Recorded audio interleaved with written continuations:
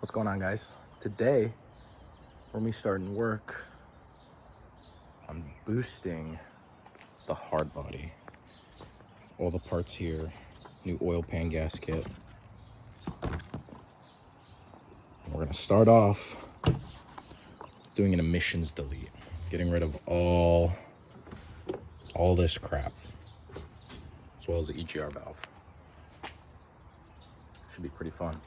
Okay, so I went ahead and got air cleaner and intake tubing off. Gonna go ahead and take off this big old box, which is just one. Where's the other bolt? Two. There's a third bolt. 3 bolts.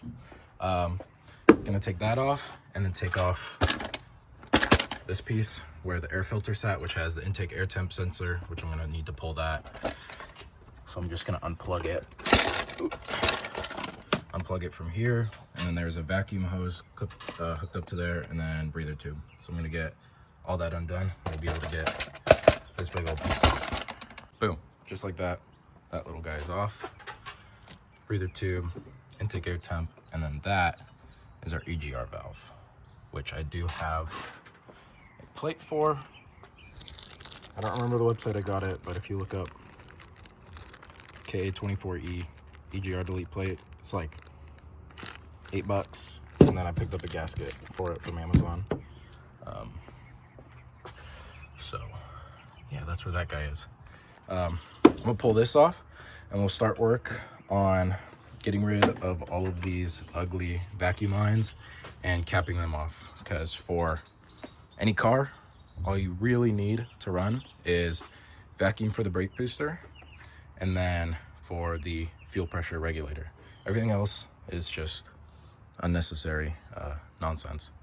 So I'm gonna get this off and then start pulling vacuum. Okay, so air box is off. I'm gonna go ahead and start with the charcoal canister. So this has 3 vacuum lines, or 3 hoses running to it. 2 plug into like the throttle body intake manifold, and then 1 runs down into this bigger metal, which I believe is like a breather slash vent for the fuel tank. It has this big hose coming out the bottom of it, which literally is just nothing. So I'll probably cut this. Everything's coming out. Okay, you can see it runs down there. Cut it and then just have it vent back out towards the bottom, since it already just vents straight into the ground. So I'm gonna go ahead and start with unbolting here, and I believe that's the only thing holding the canister in. So I'm gonna start here. Okay, charcoal canister is out of its little bracket. I undid the line to the fuel line, or to the fuel tank. Now I'm gonna pull and then cap off these 2 vacuum lines, which run to here and then into the side of the throttle body. Boom. Got 1 cap there, another cap here. Charcoal canister comes out. Also, I just picked up a bunch of vacuum caps from O'Reilly's. So, boom, 1 thing already out. So, following taking the canister off, we're gonna take off this air pump, which has a vacuum line running to this little module thingy, not sure what it is, and then this big old boy, which is going to this guy. So we're gonna start with just unbolting all of this and then getting out so we could free this up for that. Okay, air pump is out. Found it was way easier to just undo the hose clamps at these fittings rather than from the air pump, because the air pump is like, it's disgusting. As I was trying to take off this top vacuum line, the entire metal nub just broke off because it's fully rusted out. You could see that probably gonna go with pulling this guy out next. The air pump was sat on just this bracket. It was 1, 2 bolts. Take this guy out, and this guy we could see that there's a vacuum line here, so obviously this will all come out. And then this has a vacuum line that runs all the way up here to here. Can't cap that though, we need that because that runs to our fuel pressure regulator. So we'll be able to get rid of this T. This guy will just plug into this straight through, and we'll be good. We'll be able to get rid of this line. So we'll get started on that. Alrighty, so finally got this guy unbolted. Who is 1, 2, and 3 bolts. There's one. See the hole right there.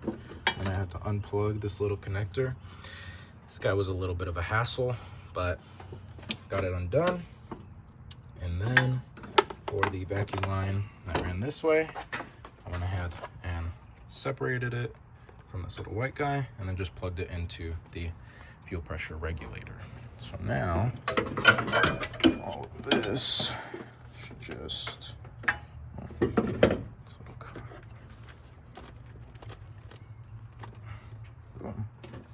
this just come right out. Viola. Now, so this wiring mess is a bit of a mess. This wasn't even plugged into anything. And then this goes down to O2 and then here to the distributor. Yeah. Looks way better. 10 billion times better.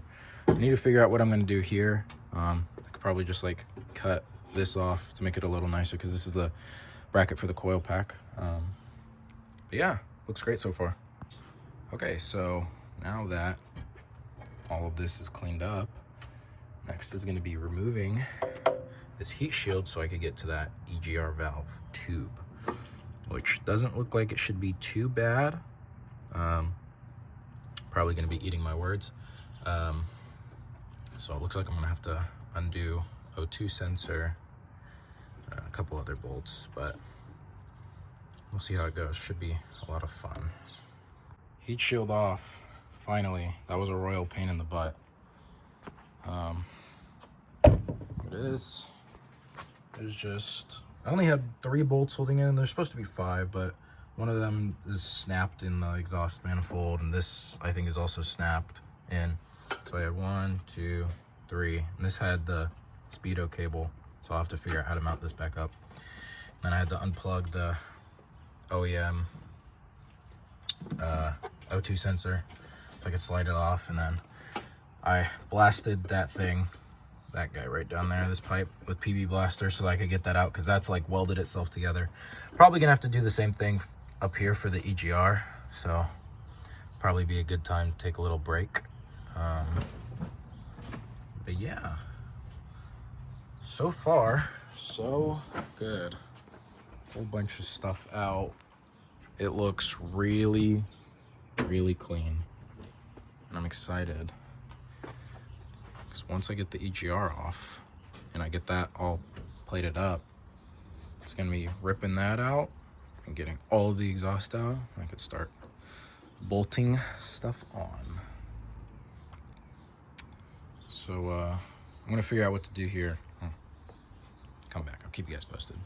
Okay, so that's basically welded itself together. The bottom tube has basically welded itself together. So I think what I'm gonna end up doing is, once I have a little bit of help, just slicing here, and then at the bottom, just cutting it, just so I'm able to like trim the tubing off. So when I pull the exhaust out, because I'm gonna end up having to pull it through the bottom because the bolts on the bottom side of the manifold are also extremely rusted, so they basically weld themselves together. So I'm just gonna have to slice those. Anyways, so we are gonna start with the EGR, and then obviously, since we're gonna be pulling all this out, not this, we'll be able to cap all these lines off. Should be pretty sweet. I think we're gonna be pulling whatever the heck this guy is out as well. Just runs to the bottom of the manifold. Same thing down here. I don't know if you can see that. But yeah. So EGR is 2 bolts, you can see right there, which that's going to be a lot of fun trying to get to. I think my plan of attack is going to be unbolting the brake booster bracket so I could try and pull this out of the way, and then unbolt this top piece so I can get to the EGR at the bottom. Let's get started on that. Okay, it's been a bit, but EGR is gone. You can see where this is where the EGR sat. Capped off more vacuum lines. Ended up just sawzawing the tube off. This is where the plate is and the gasket. I'm gonna need to grab some shorter bolts because the stock bolts are too long because they're accounting for the thickness of the EGR. But I'm gonna grab some shorter bolts and then bolt this delete plate back on. And then it's gonna be probably sawzawing this tube off. And then I believe deleting this guy, capping off the 2 vacuum lines, and then she will be fully deleted and ready for the exhaust to be pulled off. Okay, so got the EGR plate installed, just added some like nut spacers to this so now that they thread fully on. Now we have cut the exhaust right there, and we're unbolting the exhaust manifold, and then we're just gonna pull all this straight out. And then after that, it'll be bolting the turbo manifold on. Boom, out. Manifold and the little section. And then we're gonna try and rip this out. She's off. Now we're gonna need to take a wire brush and probably brake clean and whatnot, carb cleaner, and just clean all this up. This is only the really bad one. This gasket was pretty toast. This one is a little better, but I still want to clean it up before we put the new manifold on. So there's a manifold, and then it has a gasket. Fresh and clean. Chuck that on. We need to torque down these studs. And then we'll need to get the wastegate all set up, Dremel that out, get the wastegate all hooked up just so that we could bolt it on. So yeah. Okay, so I went ahead and got the studs installed.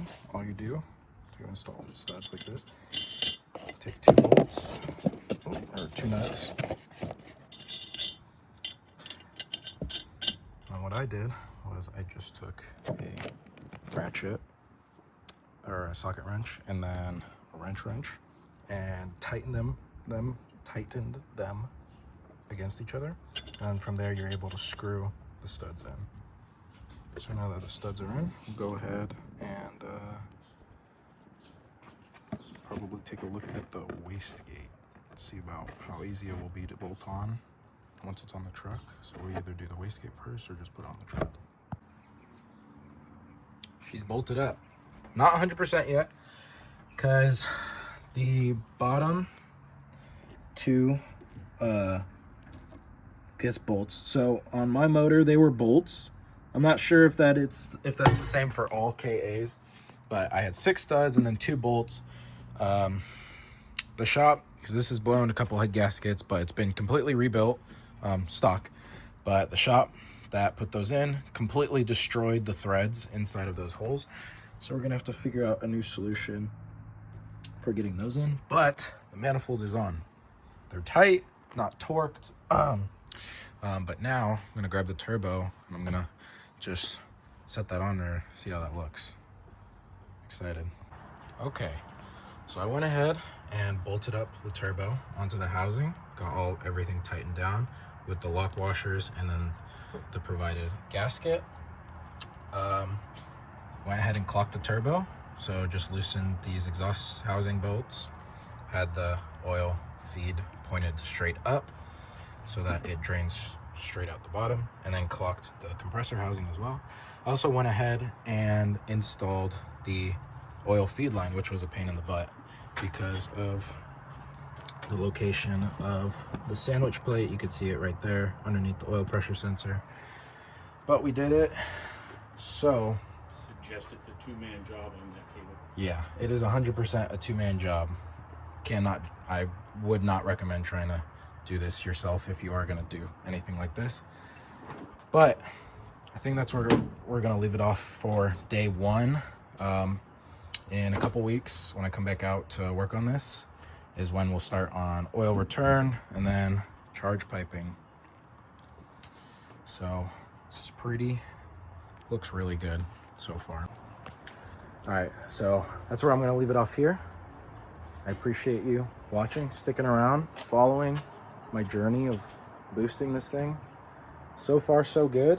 Got it deleted, EGR's out, block plate's on, turbo's on, and the oil feed is on with the turbo clocked. Looks great. But yeah, thanks for watching. I'll catch you guys in the next one. Peace.